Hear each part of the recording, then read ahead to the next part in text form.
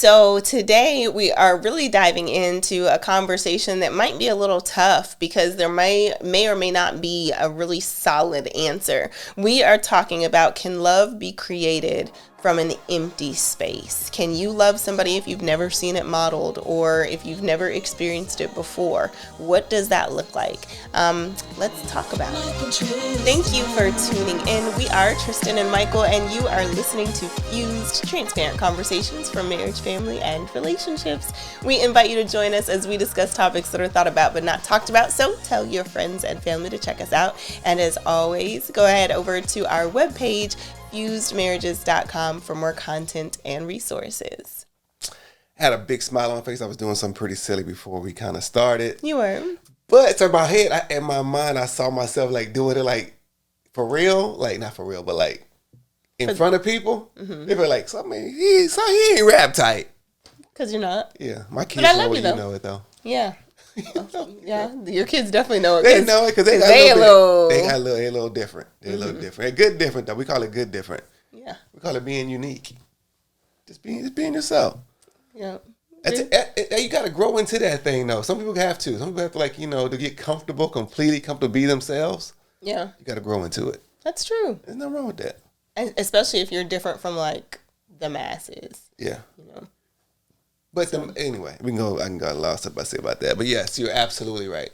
Oh, Lord. You can tell what kind of show it's going to be, a good one today. It's going to be a good one. Okay, what are we getting into? So I want to set this up. So we're going to talk about at least a topic that everybody I think needs to kind of understand. We get a garden. It's about love and relationships. And I got a song I want to play.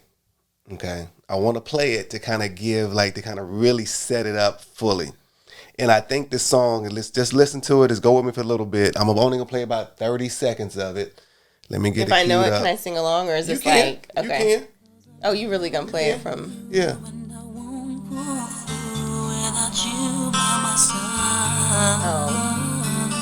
I give my all to have just one more night with you. I'd risk my life to feel your body next to mine, 'cause I can't go on. Okay, hold on. Let me go and turn this down. Let me turn this down. That's a good part. That is a good part. They probably wonder like, why is he playing this song? See, now I'm not gonna be able to concentrate. I'm gonna be singing that. Who else? You gonna be singing that? How many of y'all know all the words? Y'all know I don't know all the words, but I know that part. Because I don't know all the words to every song. That's not, don't get me. What's that show where they have to guess the next lyrics? Shazam? Something like that, yeah. Yeah, it's not. Shazam is it. It's not for me. But go on. Okay, so we know the song. We love the song. That's that good 1990s Mariah Carey. It is. It really is. It's a good song. To me, that's one of my favorite songs. That I like. For me, it speaks about the passion about love. I'm gonna do voice lessons so I can sing it to you, babe. Yeah, no, but it's actually kind of like I don't know if you want to sing that one though. Just that part. Yes, just that part. Don't sing that part. No, but to me, that song speaks about the passion of love. Somebody having it and losing it and knowing the feelings of like, hey, this is up. If I could just have just one more, just to be able to have that one more connection. Yeah. So the question is, right? Can love be created from an empty space? Can somebody have love to give if they never experienced love? Can somebody share love? We're talking about intimacy and love, and we're not talking about maybe physical, but just the idea of what really love feels like. Wow. If they never have experienced that. What do you think? That's something I want to discuss. We can go jump right into the 12-foot in. Come on. Or we can kind of just work our way down to where we're trying to get to. Okay, I'm not a work my way down kind of person. So let me let you take it. What you want to do?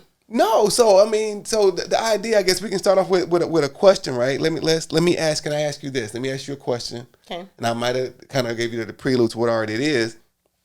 But the question is, do we have to know what love is to give it?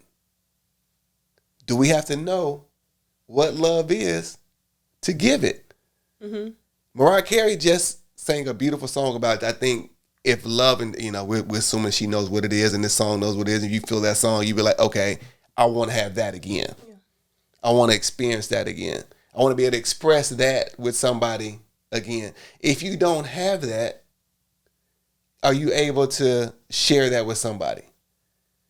I think it's a complex question for a couple of reasons. Talk to me.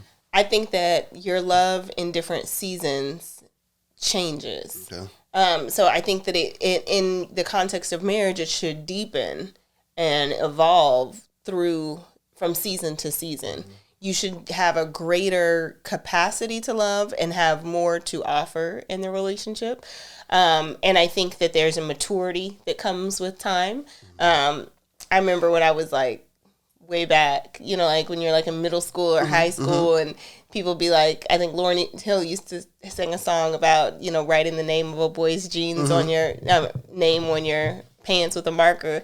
And the idea of being able to love then is completely different from what it is to love now.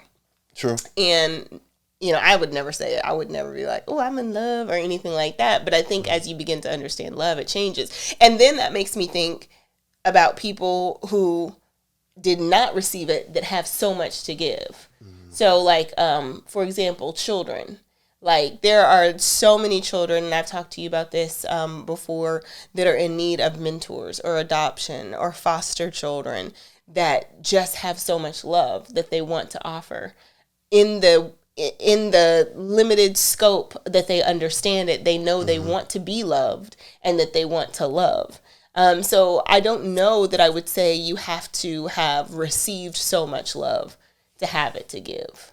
Because I mean that specifically looking at a maturity from the way that a child would come from childhood to adulthood. Mm-hmm. But in saying that, because I think this is a good question, I definitely want to hear from y'all on this. But in saying that, I do think that you have to be willing to be open and vulnerable to love. I don't think that it is possible to love without also being willing to be seen and to be sacrificed. Yeah. I don't think that there is such a thing as love without saying, I would be willing to ... for you. That's why people say, like, I'd be willing to die for you.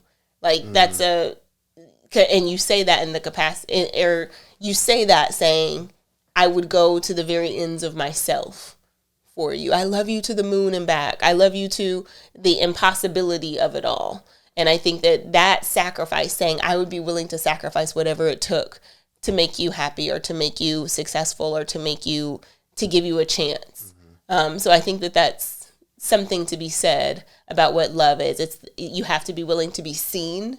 So, hey, I can't say I love you completely, but there are all these doors that I will not let you in. And that's part of evolution and trust. But there has to be a willingness to say, I'm going to walk this path, even though it's hard. And the second part is I have to be willing to sacrifice.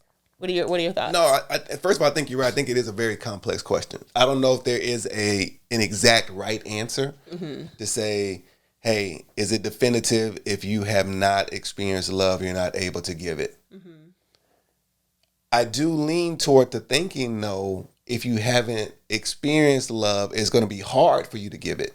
Mm-hmm. It's going to be hard for you to fully express yourself with love if you never have received love. Yeah. I shouldn't say that. I mean, you say received it. You never have experienced it in a way that's unique, and not necessarily tying it down to romantic love. Right. It could be, like I said, from a parent, from a grandparent, from even if you had a kid. That gave you just unconditional. Kids give you unconditional love a lot of times. Yeah. If you never experienced any of that, and then to come into a relationship and say, "Hey, I know how to give it," what are you giving? But no is also one of those, like, what is known by you and what is known by me may not be the same thing. It's that whole operational definition. What do you mean when you say no? Because I might know what isn't love. So I might be able to say, I don't think that it's loving for somebody to punch me. That's not a loving behavior. But then do I equate what is loving is for you to, to put gas in the car. Is that loving? So there's lots of nuances even within how we understand what love is, because some might define love by what it is not from their experience, and then some might say what is loving based on what they have seen and maybe not experienced. So like a lot of people, I watch a lot of documentaries, and I remember watching one. I can't remember what the name of it is, but I remember them talking about images of Black and brown families, in the 80s and 90s, and saying, hey, we didn't grow up in the Cosby household, but when we watched the show, we knew, hey, that's a loving family. That's how it's supposed to be. Or when we watched Family Matters in the 90s, oh, it was funny with Urkel, but look at how the family worked together. And so I think that there's maybe a collective understanding of some things, and then other things are the nuances that we may see or experience. And I think that's why mentorship and friendships are important. So if you didn't experience love, being around people that did and that have some to give, finding a mentor at any age, and then serving with children or being around people where you're like, oh, what does sacrifice look like? What is real love? What is unconditional? I know a lot of people say they get pets because they know that they don't feel loved, and they need something to love them, and they need something to love back. Yeah, you hit on something we talked about, the TV shows that we kind of grew up in, right? They were wholesome TV shows. Today they don't have that. Yeah. So if you aren't experiencing love in the home, you aren't experiencing love outside of your house, in society, at school, at work, and you go turn the TV on, you're going to have a flawed sense of what love is. True. You're going to have this fantasy idea of what love looks like, what it isn't. There may be some show, I'm not saying every show is kind of built that way, but maybe may have a hard time kind of understanding really what love fully is. Right. With that being said, I'm still struggling trying to think of like a way, like how would a person really show what love is if they haven't seen it? Experience is one thing, right? 'Cause everybody may not experience it because of different dynamic situations, how they were raised, this, that, and the other. But just to be able to see it, to see grandparents holding hands. Right now, grandparents are dropping it like it's hot. They not holding hands with their significant other. Yeah. I'm like, the idea. Not all grandparents are. They not, but think about what we saw when we grew up. Yeah. What we see now, if you go to Instagram, you see 67-year-olds, they're not what we saw back then. Not saying there's something wrong, but it's something different. I'm just saying it's something different. Something different. So the example of what love, you see in your grandmother doing something for your grandfather like making sure the grandmother is good. Those images aren't there readily. So I get concerned with people are getting into relationships saying they want to have love or give love and don't know what it is. Yeah, I think that's a lot of relationships. I mean, even if you have the example, I think people kind of would kind of stand in between these two worlds where, hey, I grew up in a 2-parent household, and my parents, my mom, they fell into specific gender roles, and, my mom gave my dad a kiss on the forehead every morning, and he brought her a rose every Friday. These are things that we might idolize, and then we take that saying that's what love looks like, and then I get with a partner that doesn't bring me a flower on Friday, and I don't kiss him on the forehead, and then there's this misunderstanding. Well, this isn't real love because I think that this is what it should look like, which I think for me at least brings me to the point of saying there needs to be communication between partners where they can say, this is what I need in this season. That's when you start kind of digging into resources like the 5 love languages, and really making sure that you're communicating and giving your partner not what you need or what you want, but what they need and what they want. So, but I do agree that I think seeing loving images, whether through media or in person, that helps formulate what the possibilities of love. And then there's always, for me, like love is a spiritual thing. So really understanding from my vantage point, the biblical sacrifice and what that is and how that infuses how I love other people. Like you said, it's not just spousal relationships, but how you love your children, which is a whole conversation, because then you're talking about, okay, is it loving to discipline this way? Is it loving to keep my house in this, can people come over? How do I show love to my friends? How do I show love to my parents? How do I show love to my extended family? So I think love is one of those dynamic words that really has to be understood both in periods of time and based on the context of the relationship. Yeah, I definitely agree with what you're saying. Definitely agree. Like, here you go. No, But there's no but. There's no but. 'Cause we already said at the start, it's dynamic. It's hard to answer this question really in one way. Yeah. So I'm sitting on the other side of the question, of the answer, that is, and just kind of giving a different perspective of it, because as we mentioned, I'm gonna reiterate, but we grew up in an era where TV, we saw it. We grew up with grandparents where we saw it. In our music, it was, for the most part, it had some loving tendencies too. We had some other stuff, I had some stuff I listened to. I don't know what you were listening to, but yeah, there was you could easily, I can go down a list of names. I'm not gonna do it, but I know you can. There was loving elements that you can readily find. They were more pervasive than. Yes, you had your other stuff. You came up in the 90s and 80s. We had some stuff that was coming out then, but you could readily find 70s love music. I wouldn't listen to music quite that early, but I did go back and when I grew up and listen to it. So, but you could readily find it. But you all might have, so. Very much so. Definitely love music. Yeah. Make Love Not War. I think that was one of the songs. I can't remember who sang it. But anyway, but it was readily available. Yeah. Even if you didn't grow up in a loving home, you saw images, you saw grandparents, you saw music you listened to. The people that don't have that today are going to struggle. They don't have the images. They don't have the television shows. They don't have the music. So they're going to struggle with having an idea of what love really looks like. And it's saying, everybody loves it. It really could be different, right? I grew up in a household where, you know what, my parents necessarily wasn't like lovey-dovey, hugging, kissing, this, that, and the other. But one thing I did learn, though, from what love is not a function. It's passion. So the idea, and I say that, it's not a function. Some people can do something, just a function of what they do. If I put gas in your car, it could be just a function. Don't mean I love you, but it could be a function. But what I learned, that the difference between being a function and being passionate and loving somebody, doing like, man, I do this because it's out of honor and duty, and I want to show you that I got you. So the passion behind the action, I didn't see the touching feeling, but the passion behind some of the action was showing like, okay, you do this because this is how you make sure she's good.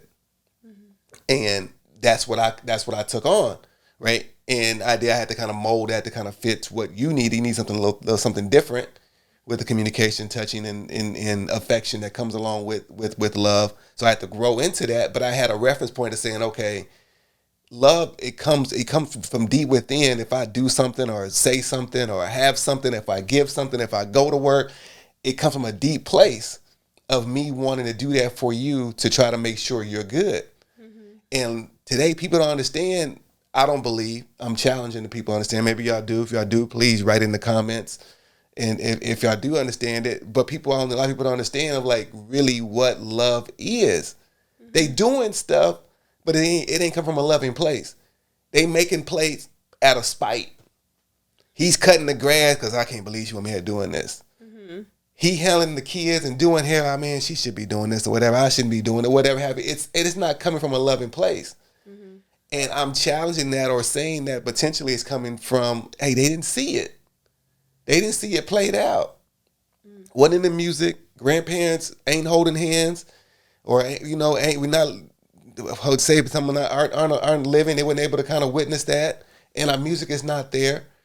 So where are they getting it from?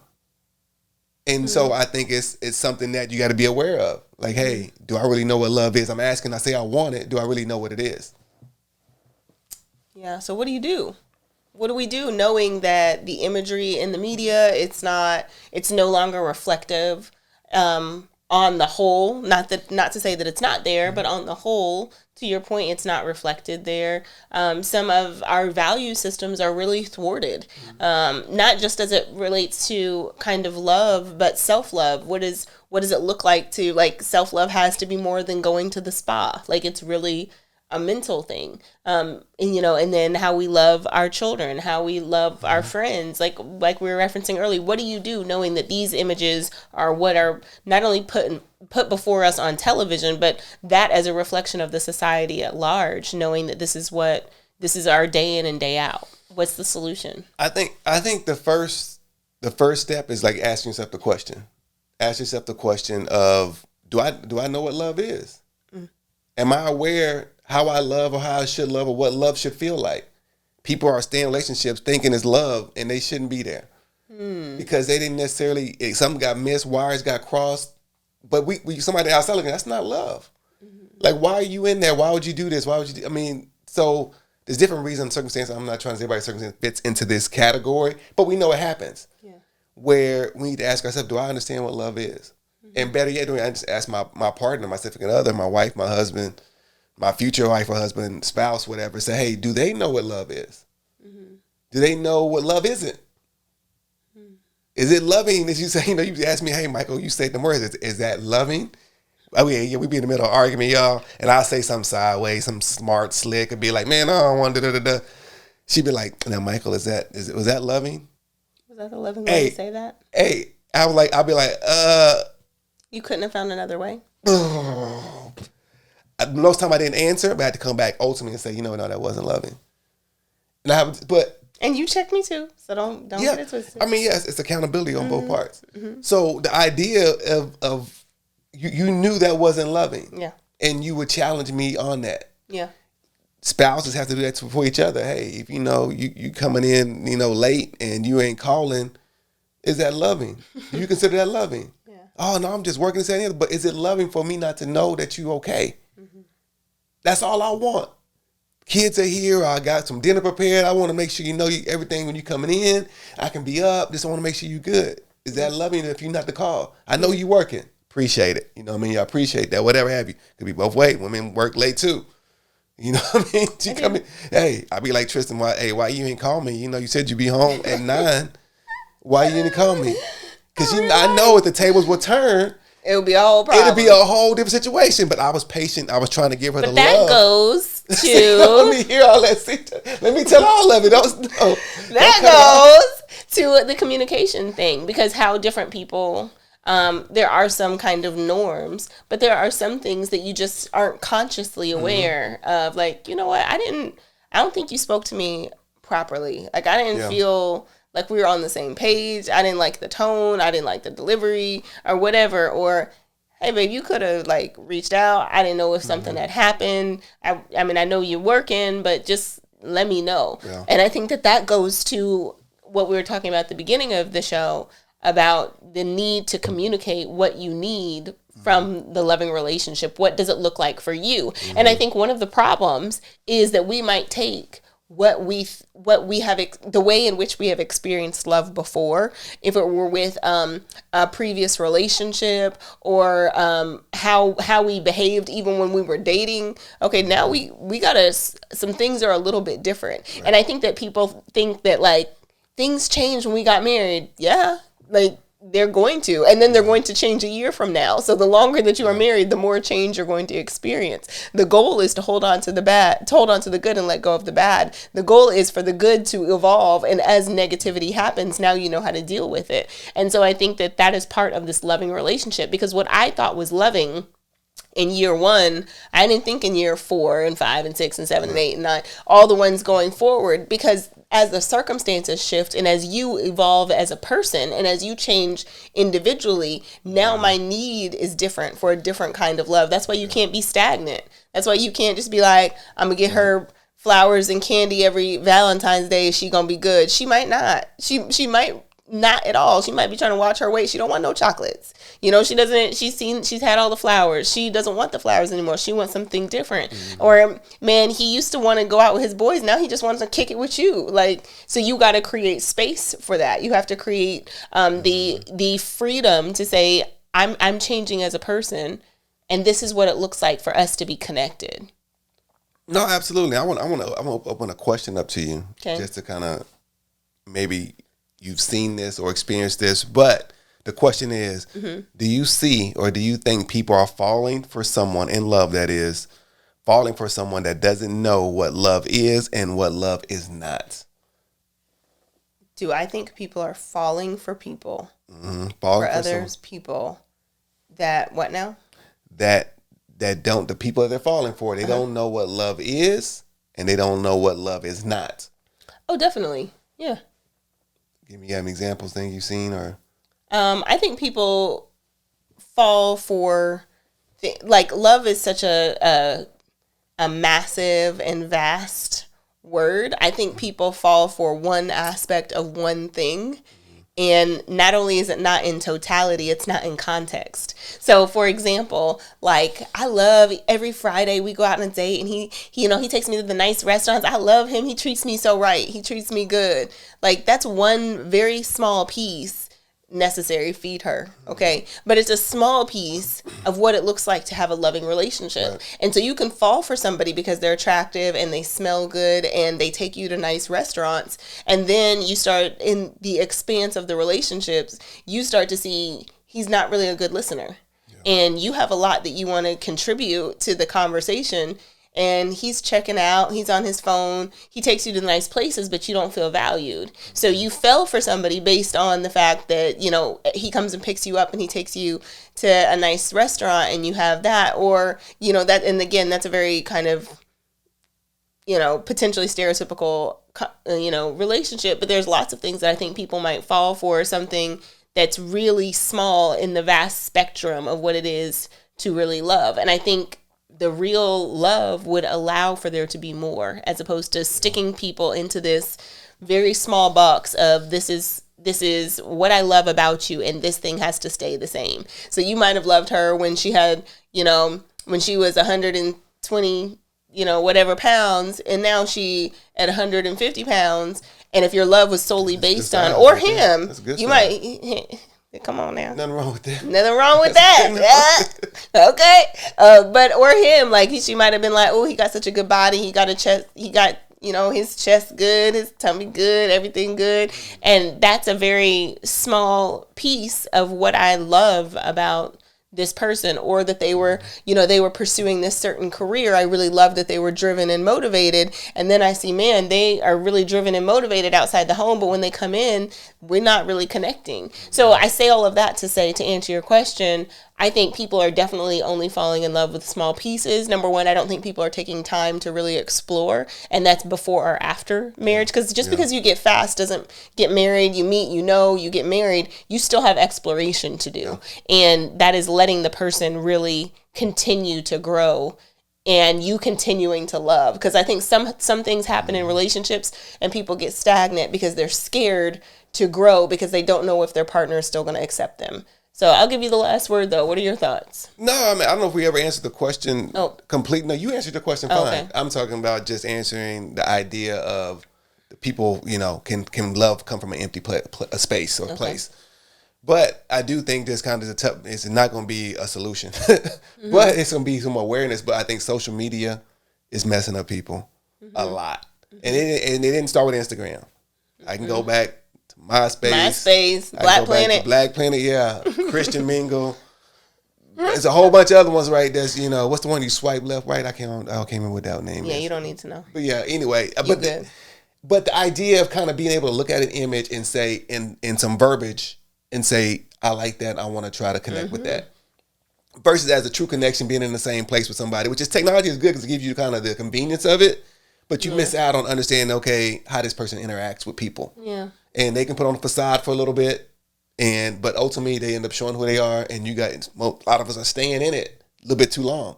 And the idea of love is getting missed. And it's getting kind of blurred in what it is and what it isn't. So just something to think about. It's not a solution, not an answer, but to be aware, like, hey, social media, and we're comparing each other, right? Those that are together, they see other couples, they look happy. Why come we can't do that? Why come we ain't looking like that? They out again, this, that, and the other. Or, man, she look good or he look good, whatever have you. A lot of comparisons are coming out of what we're able to have access to now. Yeah. And it's blurring the lines of what love really should be. It should be about connectivity, it should be about passion, it should be about loving the one that you're with, trying to sacrifice, a lot of different things. But all that gets missed in today's society, I believe. Well, we're ending on some strong words, but we definitely want to hear from you. Make sure that you connect with us on all social platforms. Thank you so much for tuning in with us as we have this dialogue. Go ahead and subscribe and comment. We want to hear what your thoughts are and your feedback. Let's talk about it.